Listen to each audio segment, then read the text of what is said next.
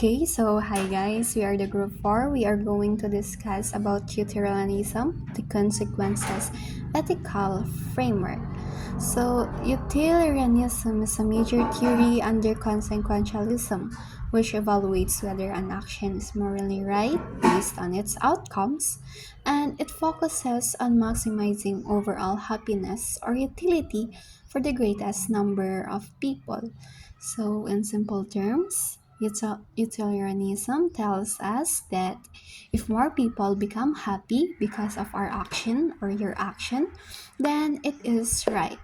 But if more people are hurt or suffer, then we are doing it wrong or it is wrong. It does not only consider yourself, but everyone who is affected by your action. So, for example, imagine a school decided to cancel a class for the day because of a typhoon warning. So, some students might feel disappointed because of missed lesson or activities, but some students and teachers are kept safe from danger. So, in this case, the decision is considered morally right because it protects the safety and well being of the greater number of people. And we have the core principles. Mhm. So, the greatest happiness principle. Okay. Um, Actions are morally right if they promote the greatest happiness for the greatest number. And happiness and is understood as pleasure and the absence of pain. So pleasure, happiness, pleasure lang nararamdaman mo, parang rest ka lang, masaya ka, wala kang problema, ganun. And this is the main idea of utilitarianism. So, which is the action that creates the greatest amount of happiness for the greatest number of people. So, it is not enough that only one person is happy. So, more people should benefit overall. Dapat lahat nabe-benefitan, hindi lang yung sarili mo, hindi lang yung isang tao. Dapat maraming. The more, the better. Parang ganun. And number 2 is the utility as a measure. So, utility refers to the balance between pleasure and pain. The more happiness an action creates, the more ethical it is. So, here we measure the effects of an action by comparing. So, if there are more happiness than suffering, the action is ethical. So, and if more suffering than happiness, then the action is not ethical. So, it's like asking, is the result of my action worth it? Tama ba yung ginagawa ko? Masaya ba ako sa ginagawa ko? Questions like that. And number 3, every person's happiness is equally important. No individual's well-being is valued more than the others. Dapat lahat pantay equally. So this principles reminds us that everyone's happiness matters equally. We should not think only my friend is important. Huwag ganun yung isipin. Dapat i-think mo rin yung mga feelings ng mga others, hindi lang yung one people or yourself. So, in utilitarianism, everyone is treated equally, lahat pantay, no favoritism or bias. Walang bias, wala kang ginugustuhan, walang mas malamang sa isa. Ganun.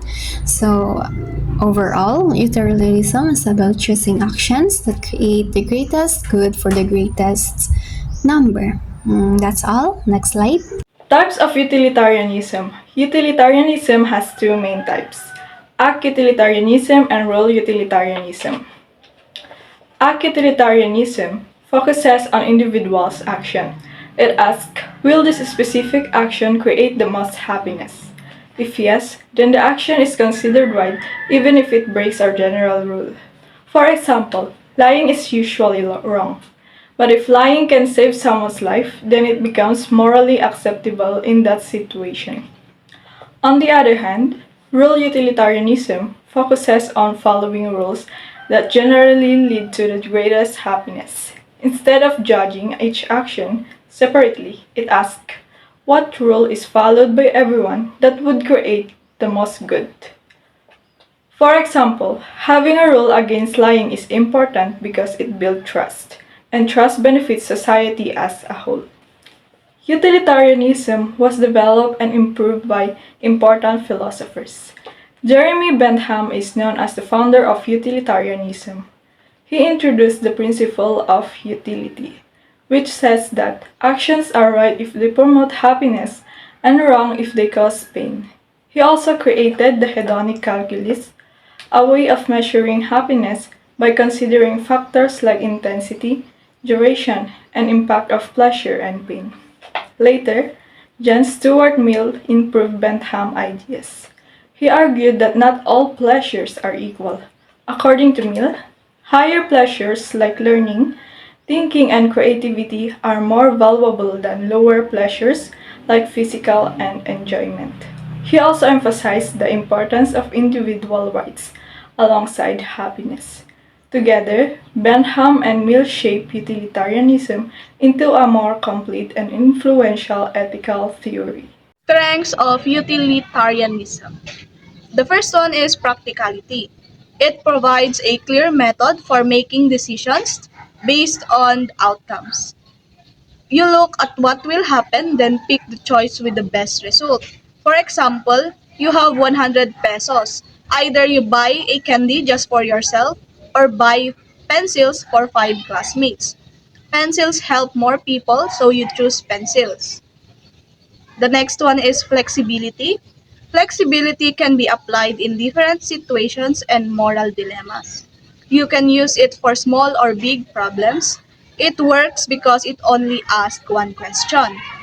Which choice creates the most good for the most people? For example, at school, your group has 1 hour left.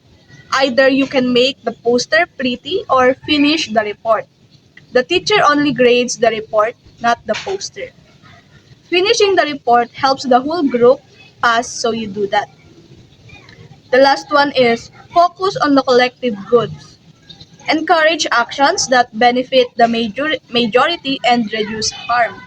The goal of this is to make life better for many, not just for one person. For example, in class, only one eraser is left. If you keep it for yourself, only you can fix mistakes.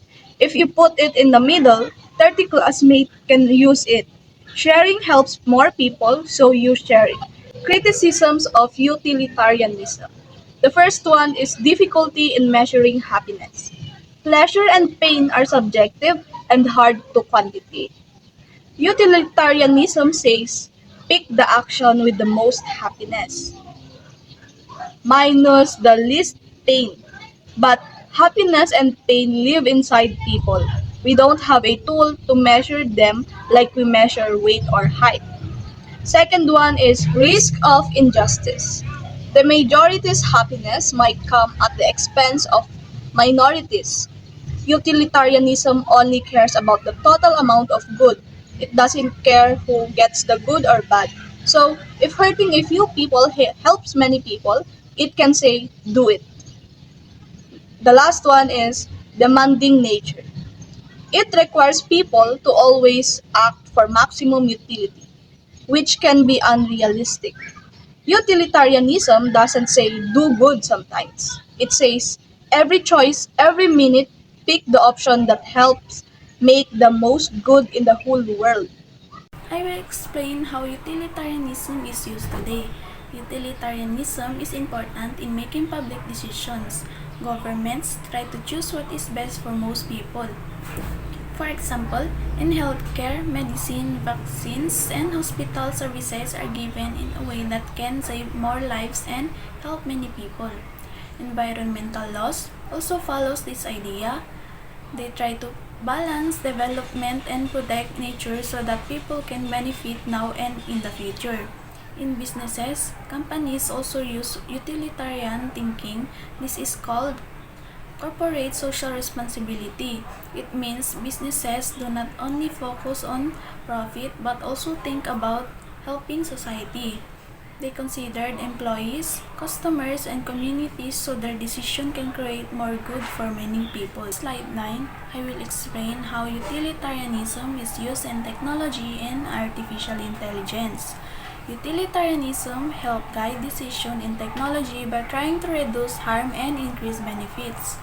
For example, AI systems are made to be safe and efficient, like in healthcare or self-driving cars. The goal is to help as many people as possible. However, there are some problems. AI can have bias, make mistakes, or be unfair to some groups.